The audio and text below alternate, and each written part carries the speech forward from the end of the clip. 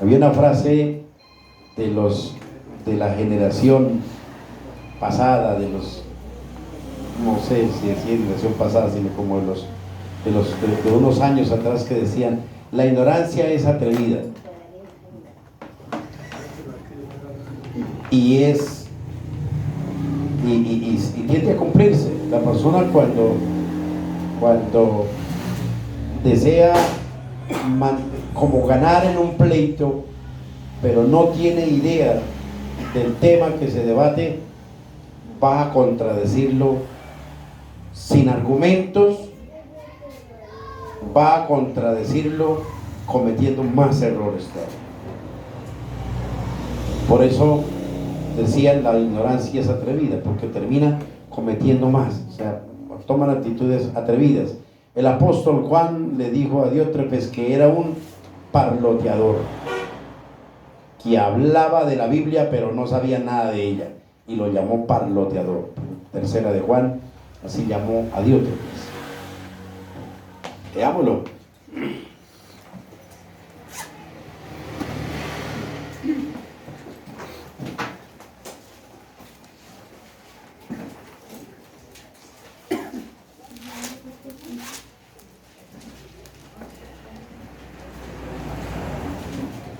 Tercera de Juan, en el versículo 9, la oposición de Diótrefes. Yo he escrito a la iglesia, pero Diótrefes, al cual le gusta tener el primer lugar entre ellos, no nos recibe. A él le interesaba mantener una posición de liderazgo frente a la iglesia.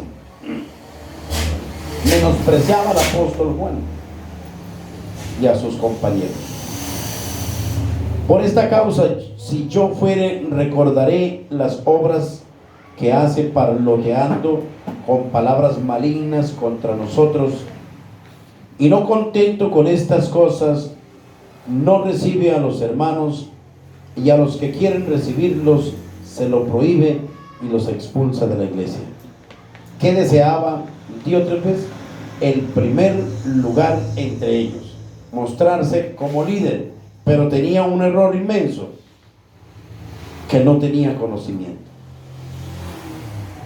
Entonces el apóstol Juan lo llamó parloteador. Y en todas las cosas en la vida, lo que uno no ha estudiado, difícil es oponerse, a menos que tengan un conocimiento, sea que hable uno en áreas científicas, en áreas de derecho, en áreas de medicina, en áreas... Bueno, cada quien se ha profesionalizado, se ha especializado en sus áreas, y todo el que ha estudiado en lo que ha estudiado, pues es digno de atenderlo, oírlo, ya que si se contradice, porque se le vea que haya algún argumento, algún fundamento para decir: bueno, en esto está fallando. Pero no todas las personas les agrada que los contradigan.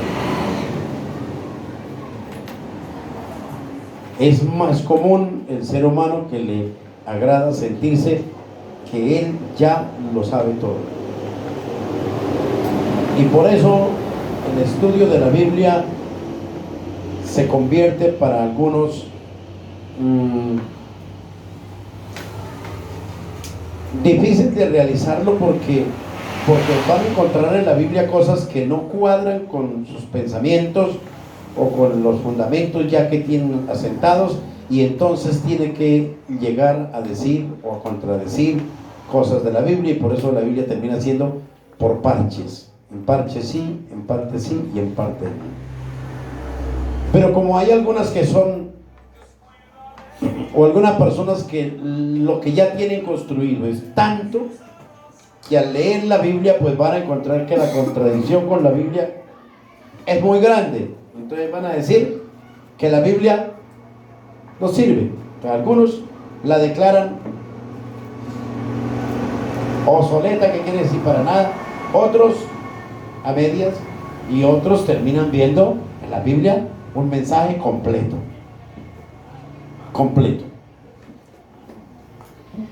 ¿Cómo lo vieron los apóstoles a los escritos de la palabra de Dios? ¿Cómo lo vieron?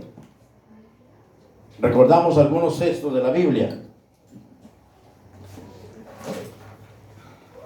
Es fundamental el versículo de 1 de Tesalonicenses 2:13. ¿Cómo lo vieron? Tengan la amabilidad, lo leen. No tenemos video BIM para proyectarlo. Los martes nos reunimos a estudiar.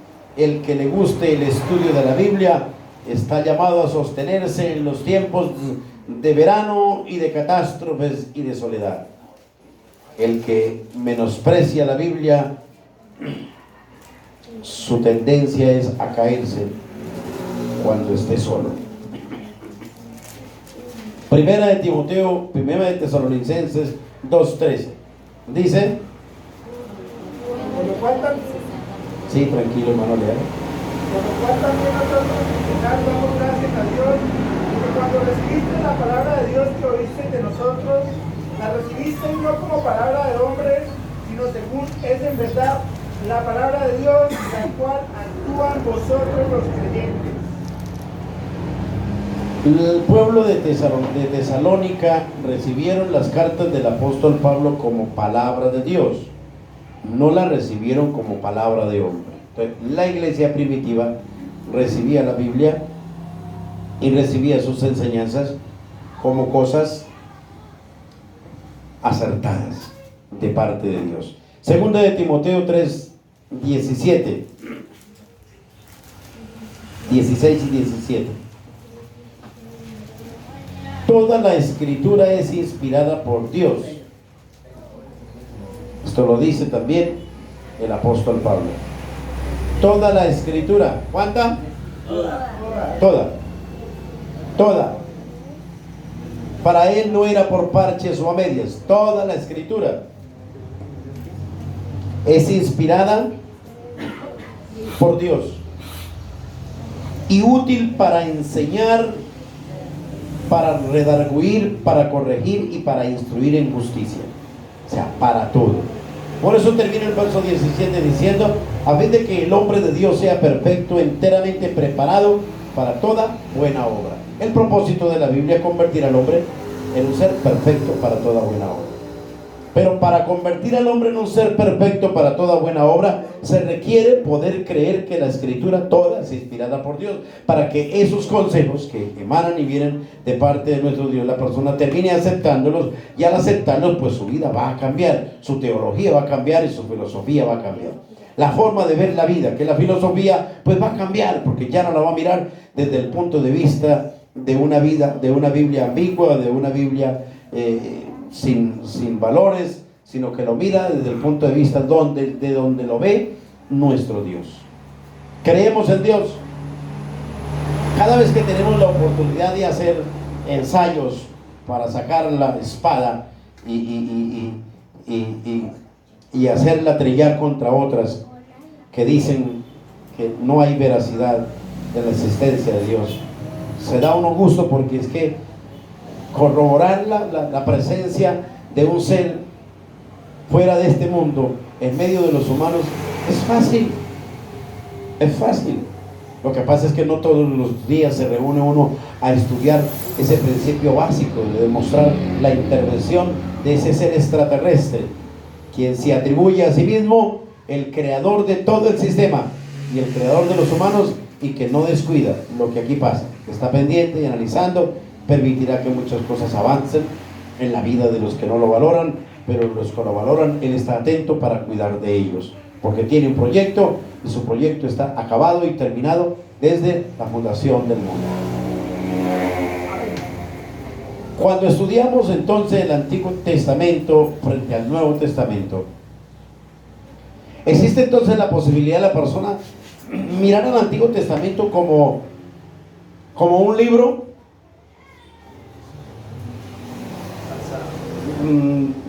digamos que con desprecio, ¿no? Rechazo, o que no sirve, o que es obsoleto, volvemos a decir que no sirve para nada, que sirve para nada. El Antiguo Testamento, como lo miramos en algunos textos, como no sé si ustedes lo copiaron, ¿sí? ¿Qué dice el Nuevo Testamento de la ley? Tuvieron que haberlo copiado. ¿Qué es sombra? En Hebreos 10:1. En Colosenses 2:16-17. ¿Qué es sombra? Todas las fiestas, las comidas, la circuncisión son sombra de Cristo. Todas las cosas de los sacrificios, según Hebreos 10:1, son sombra de Cristo. Todos los elementos del santuario y del altar, según Hebreos 9, del 1 al 9, todos son símbolo. Al ser símbolo, ellas pierden el vigor como ley, pero como enseñanza seguirán hablando. Como ilustración de lo que querían enseñar, siempre seguirán siendo útiles. Porque si son sombra de Jesús, ¿quién maldice su propia sombra? O dos, ¿podrá usted renegar a que la sombra no ande con usted? ¿Sí? ¿Alguien se verá en el desafío de empezar a gritarle a la sombra que ya no la quiere ver más? La sombra irá siempre al lado del cuerpo, siempre y cuando haya luz. Y Jesús es la luz. Entonces siempre iremos a tener la sombra. Lo que pasa es que nosotros no nos detenemos a mirar dónde está la sombra. Si en este momento le pregunto dónde está su sombra, tienen que empezar a buscarla porque no estamos pendientes en qué parte está. Vea, Camilo ya la encontró. Pero ¿quién vive pendiente de la sombra? Nadie. Pero ahí está la sombra. El Antiguo Testamento siempre será sombra y ahí va a estar al lado nuestro porque estamos al lado de Jesús. Jesús es la luz. Entonces en su luz proyectará siempre una sombra. Pero esa sombra la analizaremos en el momento en que pronto no entendamos cosas del Nuevo Testamento. Apelamos a la sombra a ver ella qué nos quería decir. Y eso es lo que va a ser útil supremamente de la ley, que ella nos va a informar. Señor, el que habita el abrigo del Altísimo morará bajo la sombra del Omnipotente. Ahí está la sombra del Omnipotente también. Dios la lleva encima. La sombra de Pedro sana a los enfermos. La sombra es un principio de un cuerpo, es un reflejo de un cuerpo. Entonces, eso es lo que hemos venido haciendo. Tuvimos el estudio el martes para analizar, o esto el martes pasado para analizar, cuando la Biblia habla de que todas las cosas suyas estaban acabadas desde la fundación del mundo. ¿Quién recuerda la explicación que se dio sobre ese texto? ¿Sí lo hicimos acá? Que ves, me enreo porque como todas las semanas, todos los días culto y en todos los lugares voy dando enseñanza, a mí se me olvida en cuál acá tengo que hacerlo. No sé. Mano, amén. Las obras suyas estaban acabadas desde la fundación del mundo. Hebreos 4:3. Eso no fue acá, sí fue acá, pero hace ya ratico. Ese sí. No, pero o sea, el martes pasado no fue eso. No, el martes pasado, ¿qué fue? Lo del primer Pero, ¿Se acuerdan que ella no primer se mandamiento. acordó?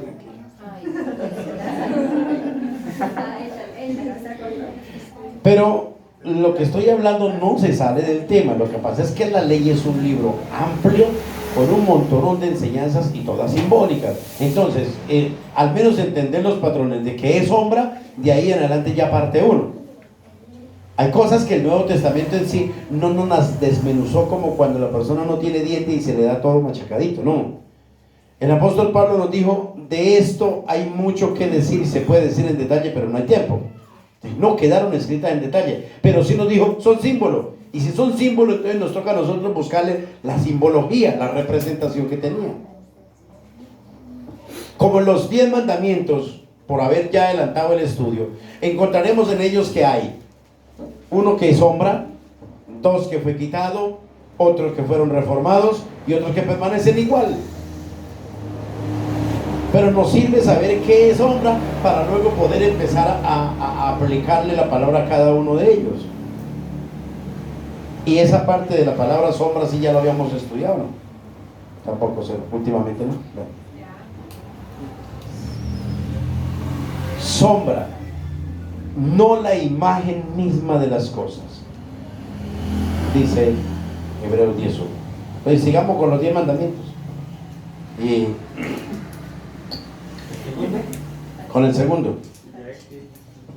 segundo mandamiento. ¿Qué vamos a hacer con los 10 mandamientos?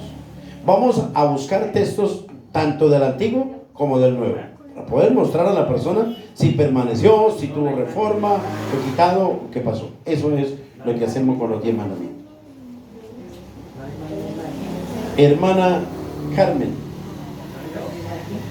con la Biblia cerrada, ¿sí? ¿Nos recita el segundo mandamiento?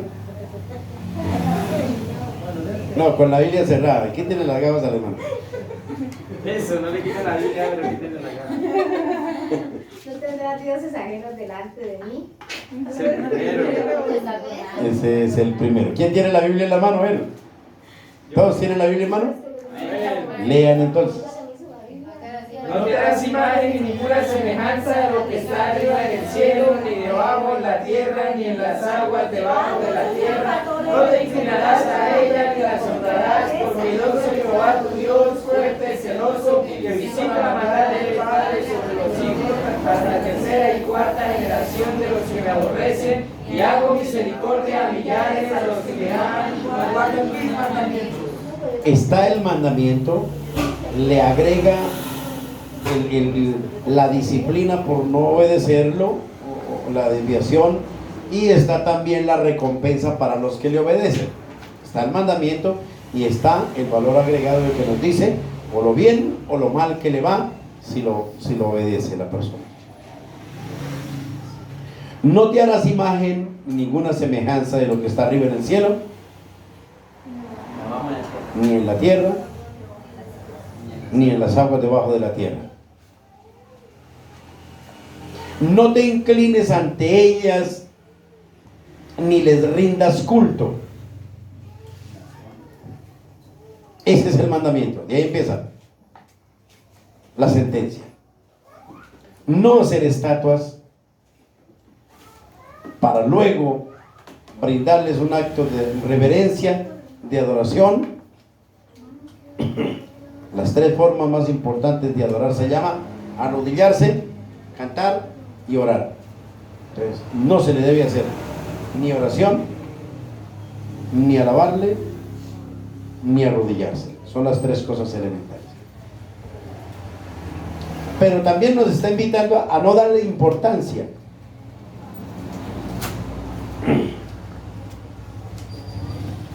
A no darle importancia.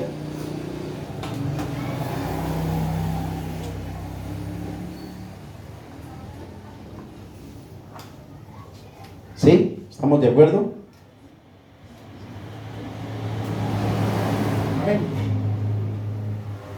No te inclinarás a ellas ni las honrarás.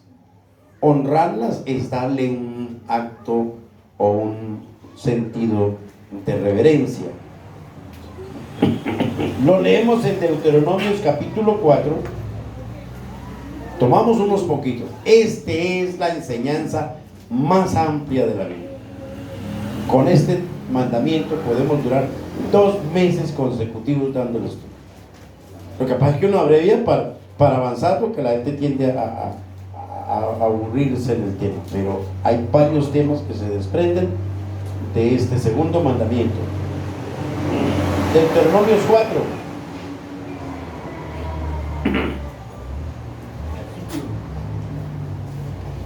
El versículo 15. Guardad pues mucho vuestras almas, pues ninguna figura vistes el día que Jehová habló con vosotros de en medio del fuego,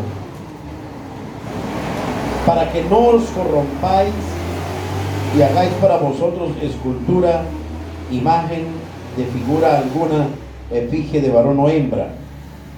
Efigie quiere decir estatua. Efigie de varón o hembra. Figura de algún animal, figura de animal alguno que está en la tierra, figura de ave alguna alada que vuela por el aire, figura de ningún animal que se arrastra sobre la tierra, figura de pez alguno que haya en el agua debajo de la tierra? No sea que alces tus ojos al cielo y viendo el sol y la luna y las estrellas y todo el ejército del cielo, seas impulsado y te inclines a ellos y les sirvas. Porque Jehová tu Dios los ha concedido a todos los pueblos debajo de todos los cielos. O sea, a ellos los está dejando que hagan lo que quieran. Pero a vosotros Jehová os tomó y os ha sacado del horno de hierro de Egipto para que seáis el pueblo de su heredad como en este día. Arrodillarse, darle respeto. De hecho, las mismas denominaciones religiosas por lo general han hecho un cuadrito, colocan el Salmo 91 y una paloma. Entonces las personas tienden a mirar ese cuadro como reverentemente porque quieren decir que ahí está hablando del Espíritu Santo, porque hay una paloma. Algo parecido a lo que le sucedió a Israel. En el libro de Éxodo, capítulo 20, en el pasaje que leímos en Deuteronomios hay un montón de temas, pero vamos a extraer el primero, que dice: ninguna figura vistes de mí el día en que yo les hablé. Entonces, cuando nos está hablando de que no haga estatua de lo que hay arriba en el cielo, no solamente está hablando del sol, la luna y las estrellas, sino está hablando de él mismo. El día en que yo les hablé del monte, no les mostré ninguna figura para que no se corrompan. Y Éxodo capítulo 20, el versículo 22 dice: Jehová dijo a Moisés: así dirás a los hijos de Israel: vosotros habéis visto que he hablado desde el cielo con vosotros. Verso 23. Verso 23. Estamos hablando de Éxodo 20, 22, 23 y 24. No hagáis conmigo dioses de plata ni dioses de oro os haréis. ¿No hagáis con quién? Conmigo. ¿Sí ven que es lo que está diciendo Deuteronomio? Por si acaso aquí nos cuesta trabajo entenderlo, Deuteronomio nos lo dice un poco más claro. Ninguna figura les mostré para que ustedes se pongan a hacer alguna estatua de mí. Verso 24 dice: altar de